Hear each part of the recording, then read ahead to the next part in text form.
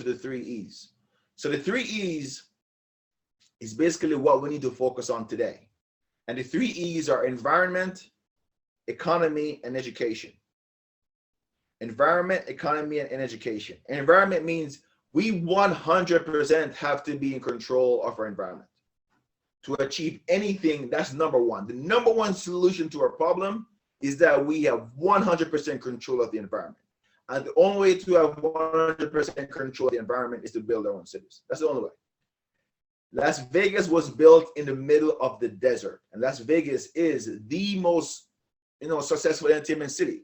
So you can't have a successful city in the desert. Egypt was built in the middle of the desert, right? The greatest ancient city of all time. Dubai was built in the middle of the desert. As a matter of fact, Saudi Arabia is building a brand new city in the middle of the desert. We have a lot of open land in this country that's very close to highways. We need to go there and we need to build our own cities. If we do that, we immediately get rid of the drug problem. We immediately get rid of the gangs. We immediately get rid of all this stuff that is just entrenched in our society. Once you move the leaders in, we have full control.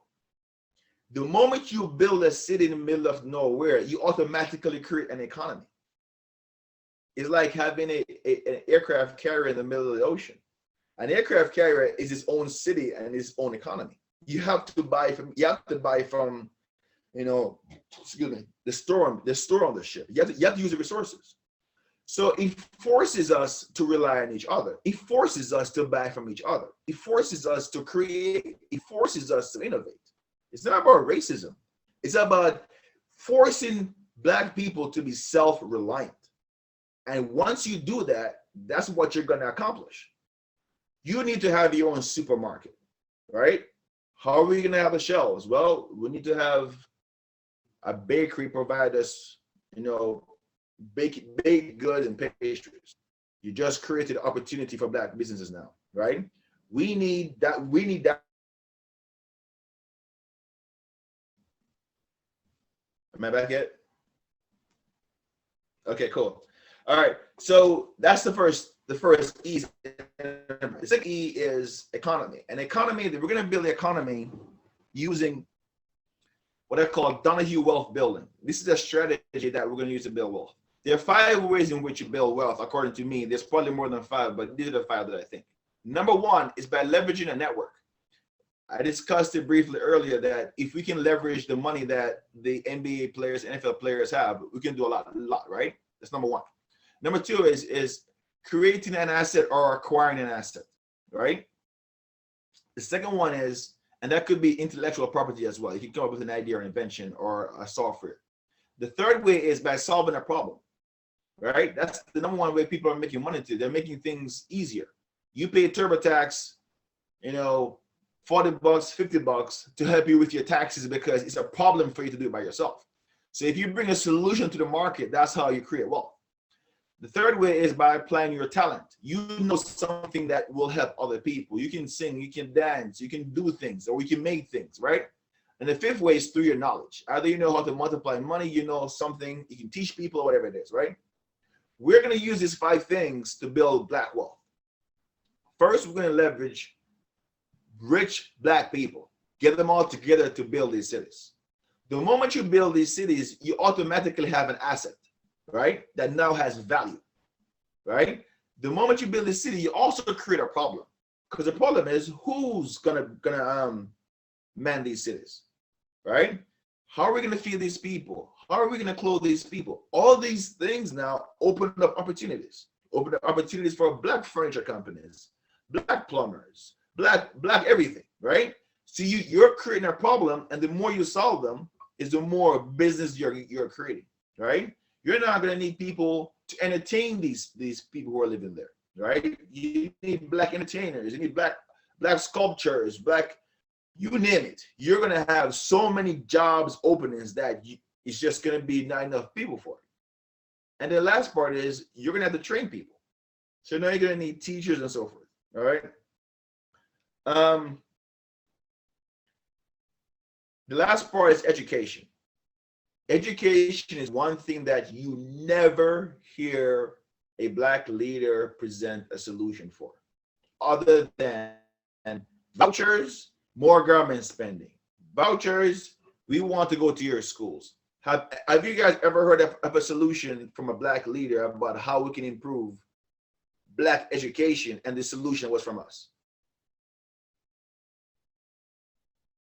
No, right? I'm gonna tell you why.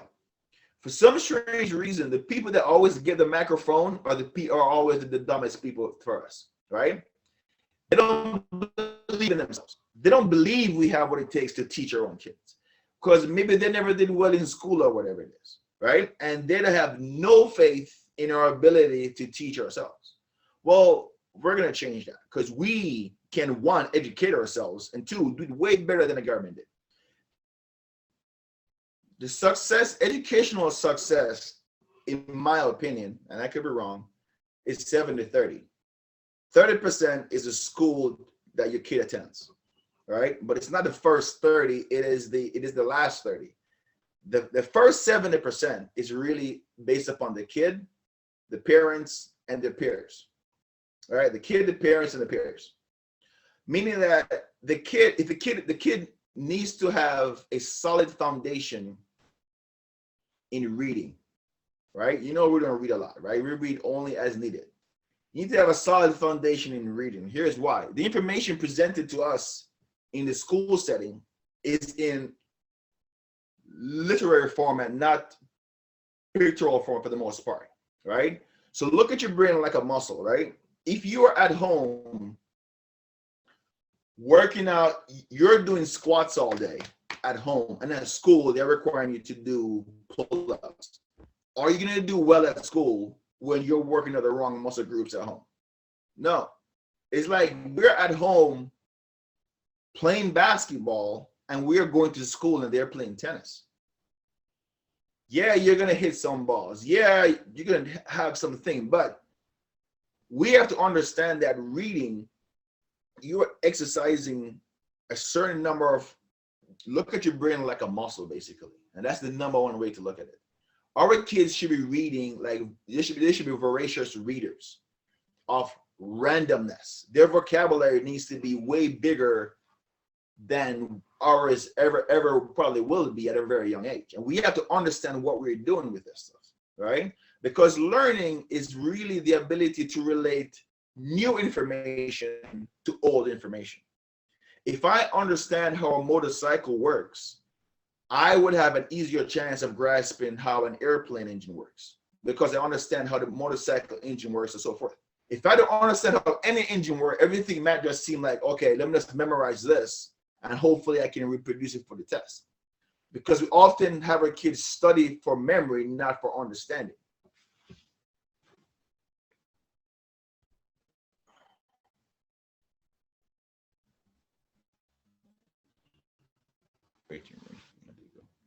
Right? The other part of is the parents. Education needs to be a priority at the home. Means that if you don't do homework, you're not getting, your Wi-Fi is basically disabled. You don't go out with your friends, right? These are the kind of things that we need to be inculcating into parents, in that this is what is important, right? The other thing is that we need to have a stronger knowledge base. We can't be confined to what we're learning from teachers. We have to bring more information into our kids, like I said, because learning is about relating new information to old information. So the stronger knowledge base you have, the easier it is for you to learn new information. Role models. We need our kids exposed to more Black role models. When I grew up in Jamaica, I went to a prep school, my private school. The majority of the people in my school, their parents were Black professionals.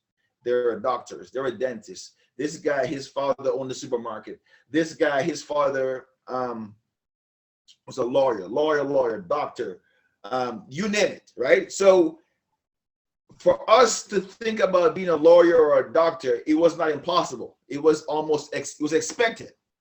As a matter of fact, if you did it, you're like, you will be a failure, right?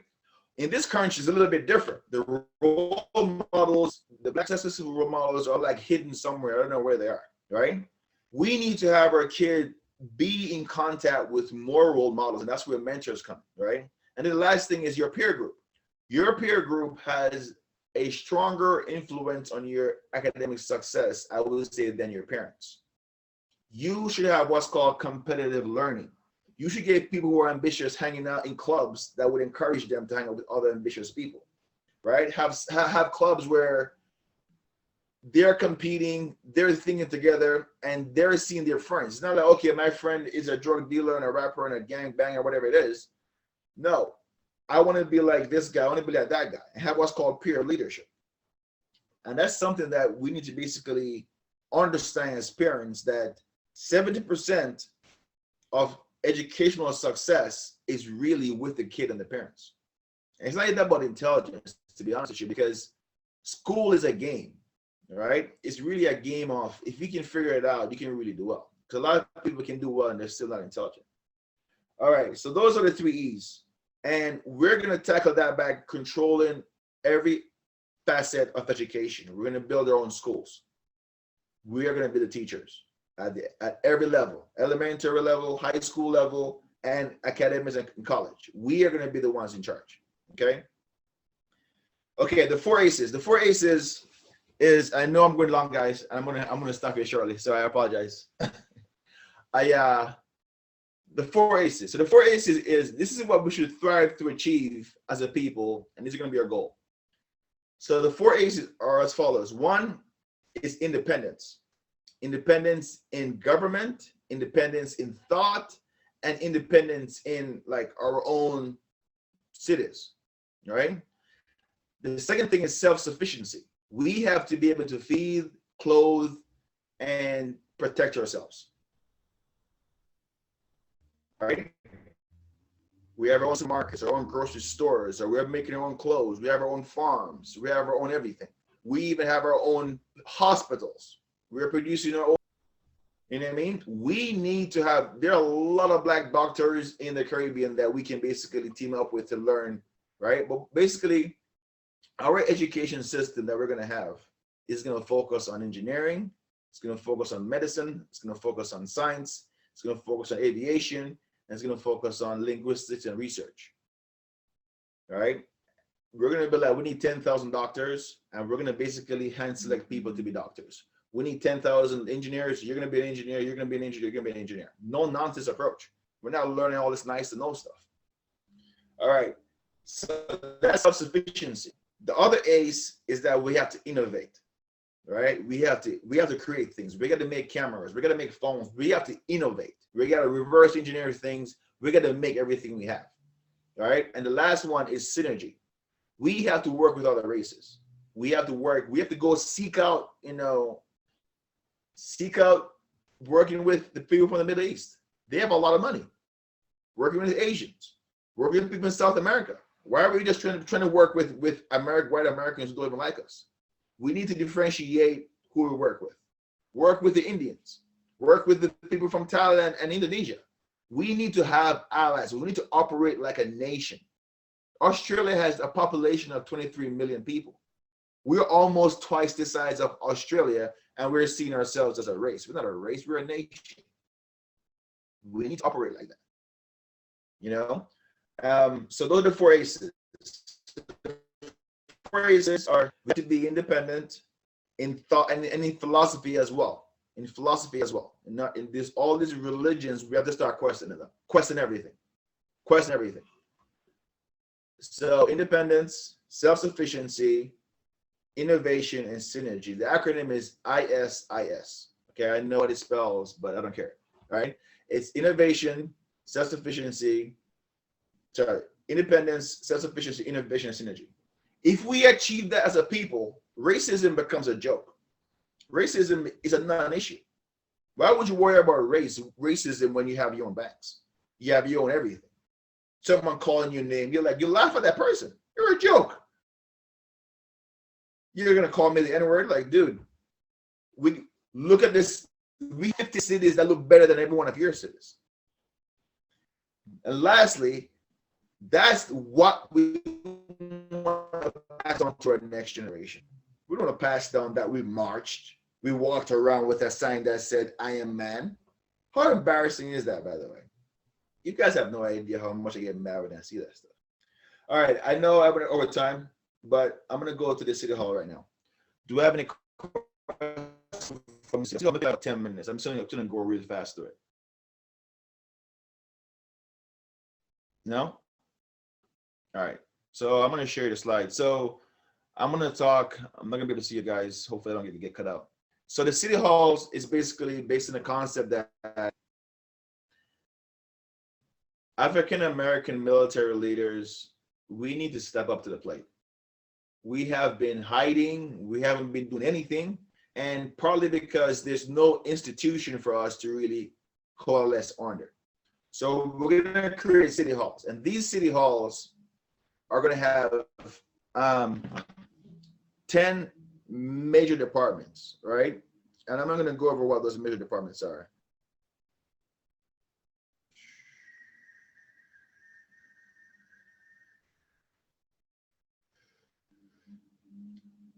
I'm going to tell you what those 10 departments are. Okay, so first we're going to have a medical department, right? A medical department. We're going to have a medical department. We're going to have an education department. We're going to have a leadership department. We're going to have a we're going to have a finance department. We're going to have a business development department. So we're going to have like business incubators. So we're going to basically allow 100 small businesses to use one of our buildings to basically operate out of.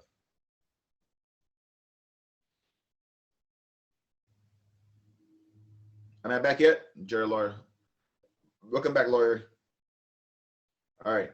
So I'm just going to wrap this up. Sorry about that. So we're going to have 10 departments for these city halls. A medical department, an education department, a leadership department, a finance department, a business development department, family department, legal and justice, farming, trades and agriculture, housing and development, health and well-being, and security and labor and employment.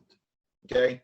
I can probably send you some information later on so you can read about what the details will be. But here's what the meeting is going to be about on the 17th. I'm going to go over the details of each and every department and basically what the functions of the city hall would be. All right. So I'm going to show you the phases that we're going to go through. So the first thing that we're going to do, there are going to be 5 phases and 5 plans for 2021. All right.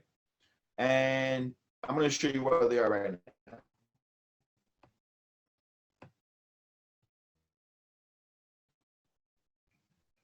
All right, so I can't see you guys. Can you turn your mics on? That way, let me know if you see what I'm seeing. Yep, we're good. Okay, cool. So phase 1, so American Veterans, right? African American City Hall. So we're gonna have an association called African American Veterans Association. The term AAML means African American Military Leaders. Right. The hall that we're going to build is going to be an impressive building. It's going to be probably around 5 stories high, or maybe even more, right? But the phase 1 is that we're going to discuss the 50-50 initiative and propose it to the state ballot for 2022.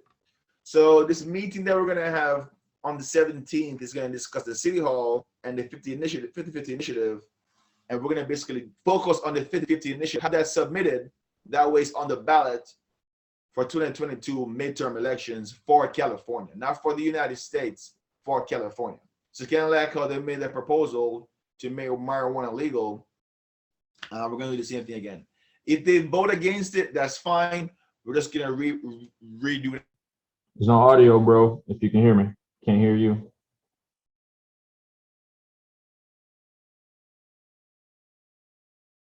In the leadership structure of the city halls, which I'll have my own version, and everybody's going to be able to look at that and critique it and whatever it is. The time frame for the 50-50 initiative is between May and June. I'm going to have everything drafted already, so it's a matter of just tweaking it here and there. After that's done, and concurrently while that's going on, the next meetings that we're going to discuss the departments, which I already have figured out. I'm going to also have that drafted as well between June and July. Once we have the departments done, we're going to create a virtual city hall, which is just basically the exact departments that we discussed and we're gonna assign people to them, but everything is gonna be online. And we're gonna actually start offering services from online. So if you were to call online and you want to speak to someone about the finance, you can get excuse me, you will be able to get a financial counselor who will be able to call you back and basically provide you counseling on whatever thing it is, right? There are certain things that we can do, like medical or whatever it is, but if it's a medical, we can do telehealth, right? So we're going to be operating as a city hall virtually from the internet. And that's something they can't stop, right? So that's going to be August and September of this year. Phase 4 is that we're going to purchase the land proposed for the city hall. That's going to be between October and November, right? And like I said, the budget from the land is going to be no more than $4 million. $4 million does not mean that we pay $4 million for the land, right? We probably might put down 20% and make payments thereon. So this is not something that's ridiculous or far-fetched. You know, my house that I'm living in right now is worth $500,000. I did not put down $500,000 for this house. You know, I'm in the military, so you know damn well I didn't put anything down for this house. So don't think that this is something that's ridiculous or hard to be done, hard to accomplish, because San Diego is a military town. There are a lot of chiefs and a lot of military here, and we're not the only ones that are going to be paying for it. We're going to raise funds with the community as well. So that's going to be phase 4. And then on the last phase for this year is that we're going to have a groundbreaking ceremony. So the moment we buy the land, we're going to have a groundbreaking ceremony which starts the construction of the city hall, which may take 2 or 3 years. But we want to make sure that at the end of this year, it sounds like a very fast timeline, but I'm going to be very aggressive to push these things because we just need to act. We need to move. We need to move. We need to move now. And the more we move is the more we can get people to come around us because they're going to see that we mean business, right? And that's basically what I'm going to discuss for the halls. Yeah, I'm over time, so I'm going to stop here and have you guys critique what I just said and everything, and give me feedback.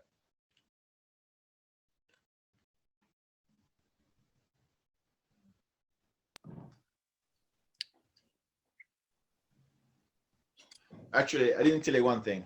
The Happy Valley project is called the Happy Valley. Happy Valley project is a project to build these cities here. And the reason why it's called Happy Valley is because the 2 major mountains that we face as a people, or hurdles that we face as a people in this country, is racism and poverty. And the lowest path between 2 mountains is a valley, right? So we're, in order for us to, on our journey to happiness, we have to navigate around these 2 mountains, basically. So Happy Valley is that this is our way to get around systemic racism, our way to get around poverty for us to achieve our goals and to be happy in this country. So that's why it's called Happy Valley Project. All right, so that's it, guys. What you got?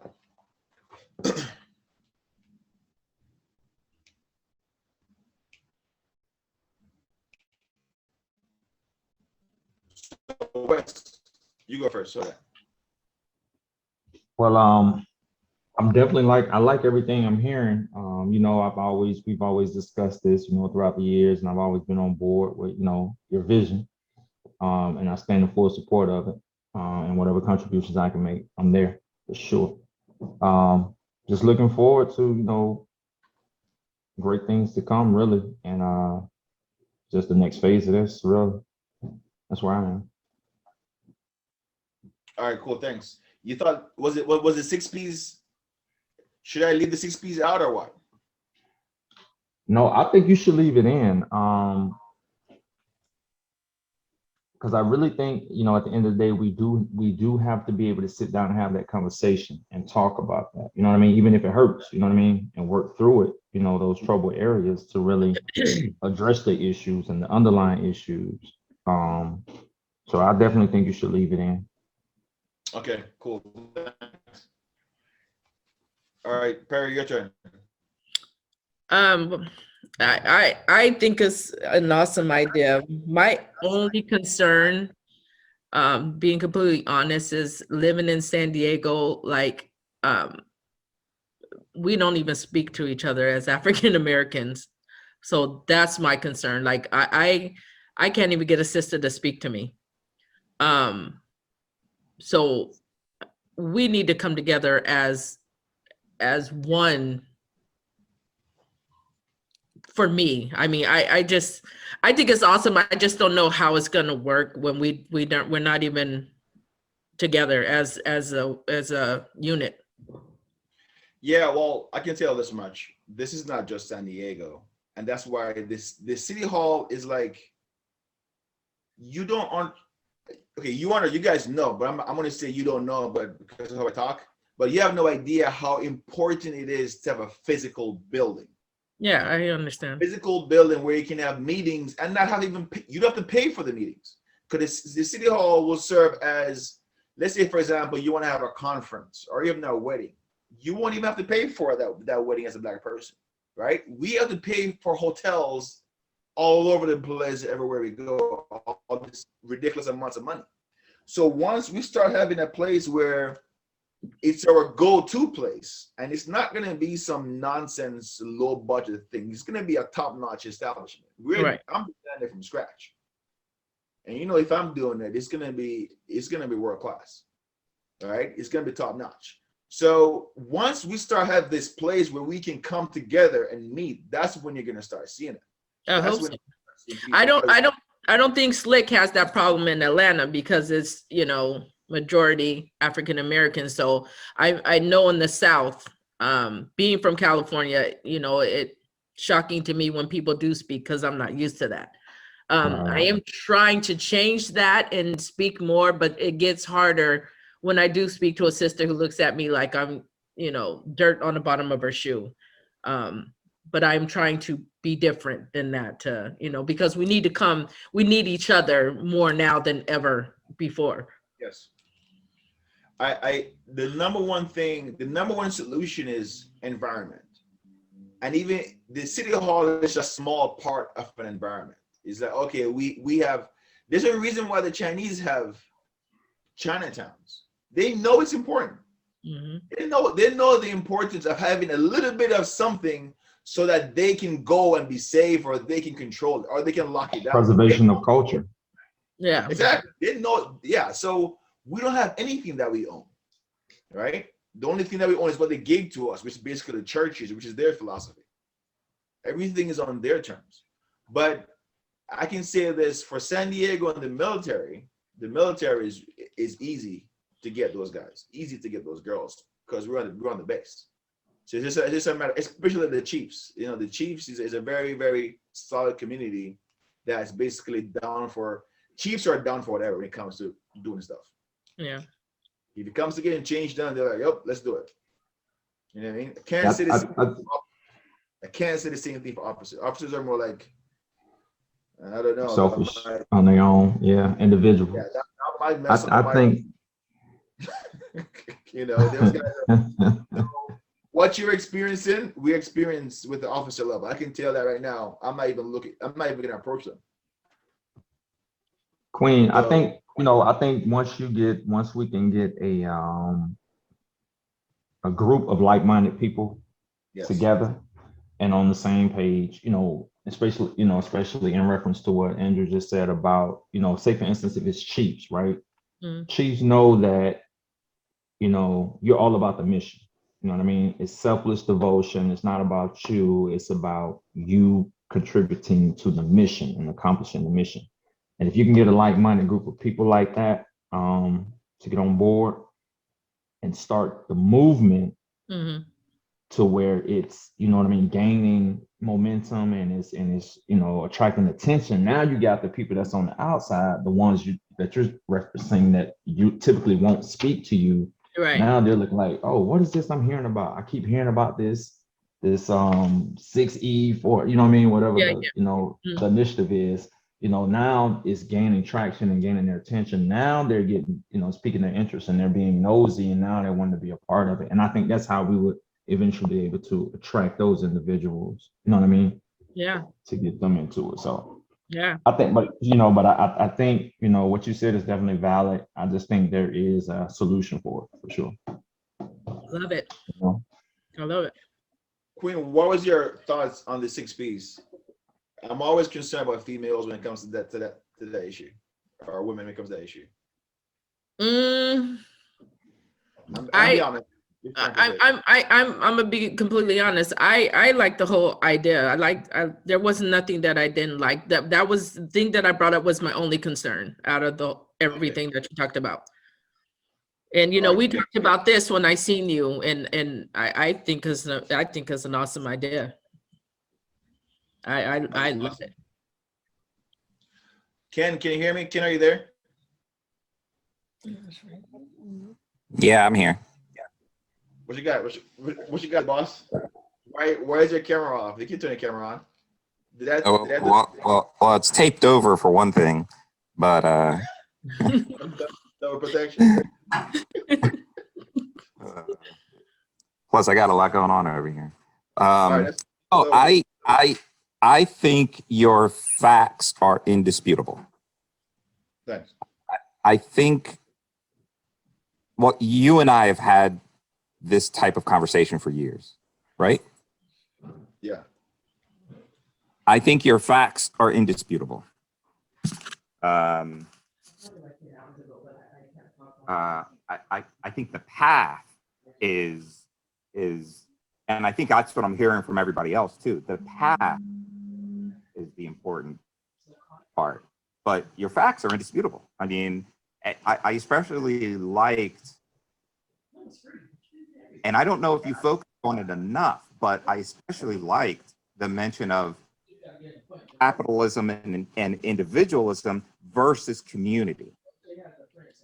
Right. Community is the important thing here. Right. And community isn't the term you used. I forget the term you used, but the idea, basically, Collectivism. collectivism. Yes. Collectivism may sound a little too much like socialism, actually, but yeah, when you spoke about that, I mean, the idea that that it's important to get away from individualism and more to community, that's indisputable. I think all of your facts were on point. All right, Ken, go ahead, Ken. Well, that's pretty much what I had. I mean, I think you're like I said, I think the facts of what you're presenting speak for themselves. Now, what do you think about the path? Do you have a better idea? No, I don't have a better idea. Because I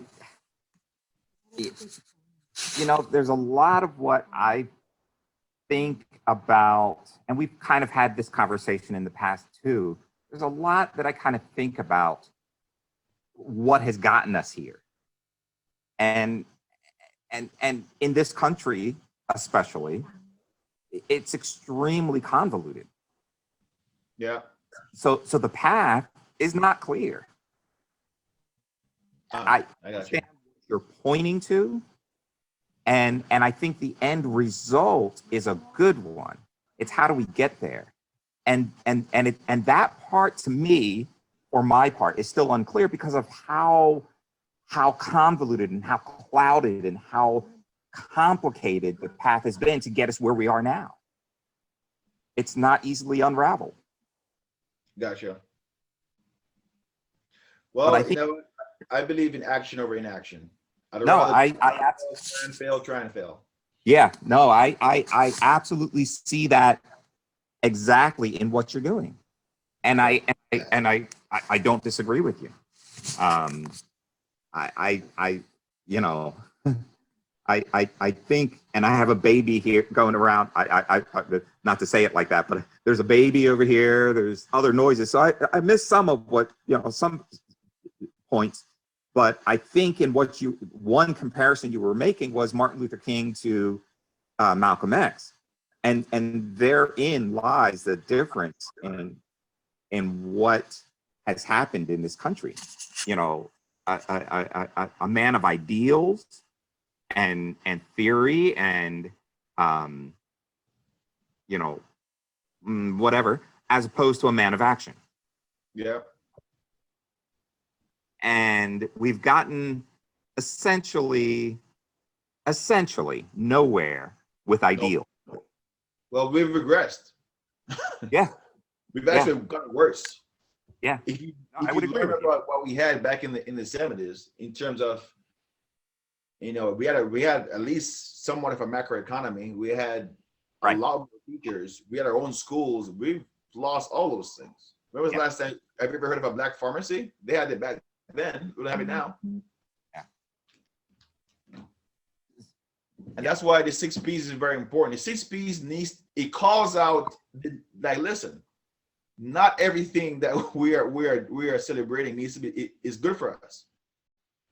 Martin Luther King, I'm sorry, man, I know you're from Atlanta, and I know that's your leader over there, but Martin Luther King was one of the worst things that ever happened to black people. Martin Luther King even admitted at the very end of his, I guess, close to the end of his life, that the stuff he said when he had a dream, he said things were more optimistic back then, but now we need to be more realistic. I can see the guy's speech. He was like, yeah, he wasn't even happy about the I Have a Dream speech. He was like, yeah, he's almost like he felt like stupid saying what he said. He said, we have to be more realistic now. I feel like I've led black people into a burning building. Right. You know what I mean? They never show you that. They never show you that he himself realized that he was being naive. You know what I mean? He was overly optimistic for whatever reason. But I want to thank you guys for your feedback. Lawyer, can you hear me? Let me see a lawyer or Jerry. I'm calling him lawyer. Hold on. Let me try to see if we can unmute you, bro. Hold on for a second. I'm going to unmute you. Hold on. I'm clicking ask to unmute. Are you seeing that? I think it just worked. Did it work? Every time I do this, I won't set the mute option like how I do.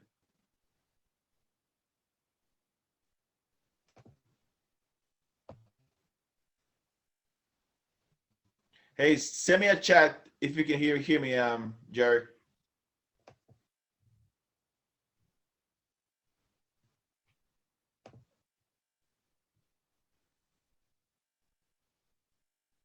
It's probably not there.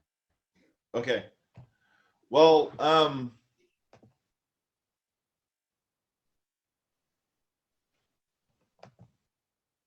so hold on for a second.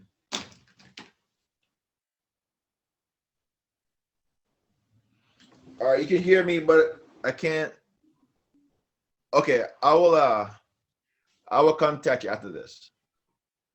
So I did get your text. I will contact you after this. Okay. All right.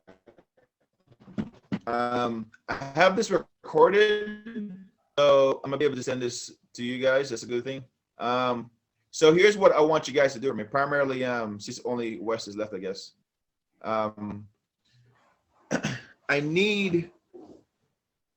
I need to have a meeting with 100 chiefs on May 17th. If they're not, or people who you know, like minds. Let's call it like minds. Let's not call it chiefs. So I have an event created already using this program called Eventbrite, so I can send it to you guys. So I'm going to send you the link, but just start. The number one goal for this year is to just have the conversation, have people start this understanding the new vision, hearing the new vision, and start seeing a different future. Because right now everyone is looking at like everything is just through the government.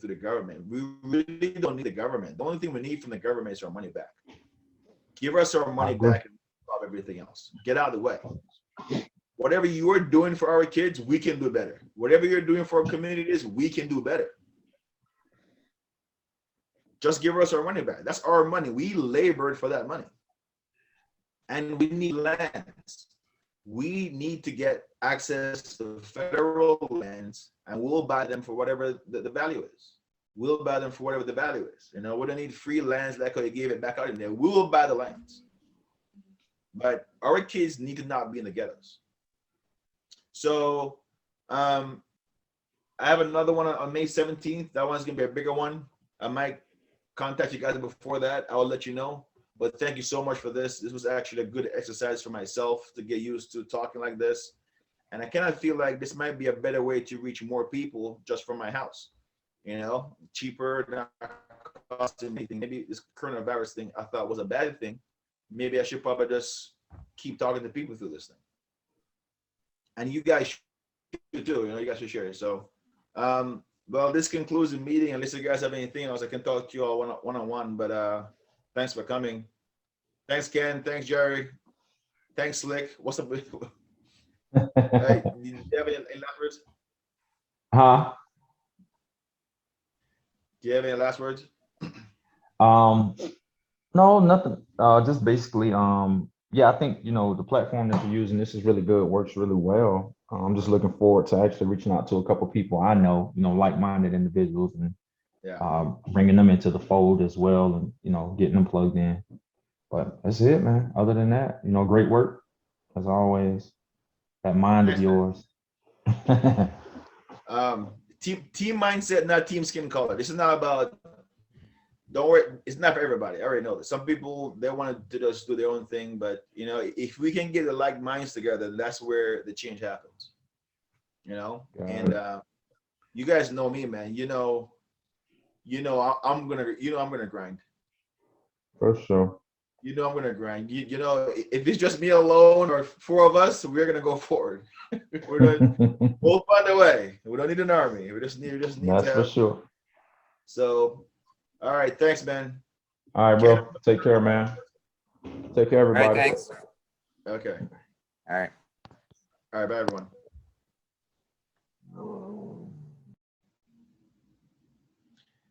Hey, Laura, thanks for showing up, man. I have a recording for this.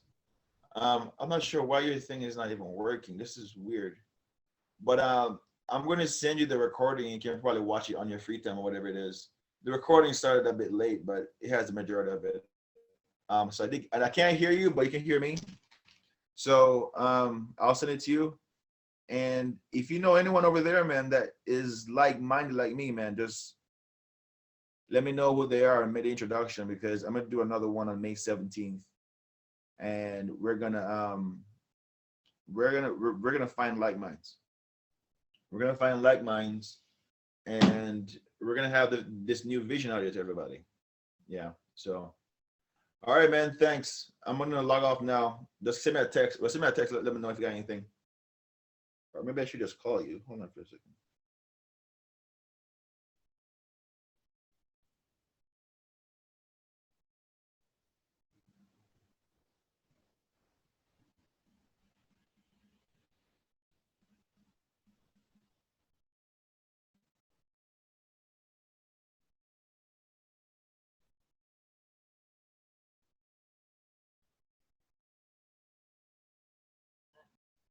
Hey, what's up, man? Hey, man, I think I screwed you over, bro. I'm sorry about that. I don't know what the hell happened. I think so I had this thing that says mute all participants upon entry, right? Which requires me to unmute you, and I think that messed the whole thing up. So next time I'm just gonna leave the option off. This is my first time using it anyway, so I'm just gonna do it. Yeah.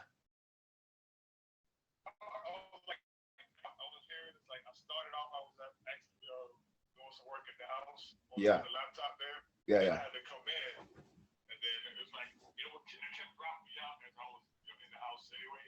Yeah. Oh, okay. I think my side drops too. That's one bad thing about it. It drops every now and then. But good thing that they were telling me when I was dropped, so I was able to stop and repeat. But I'm gonna send you I think I recorded it. I know it's a long recording, but thanks for showing up, man. I really appreciate the support, man. Because I'm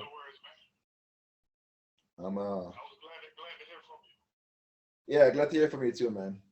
Glad to hear from you too, man. We have to just keep on pushing and keep on, just coming up with solutions and working together, man. I think action over inaction is a motto, Yeah. So you just try to live in that positive light, man, as best you can. Yeah, man. Yeah, man. So what? I definitely agree with you because you.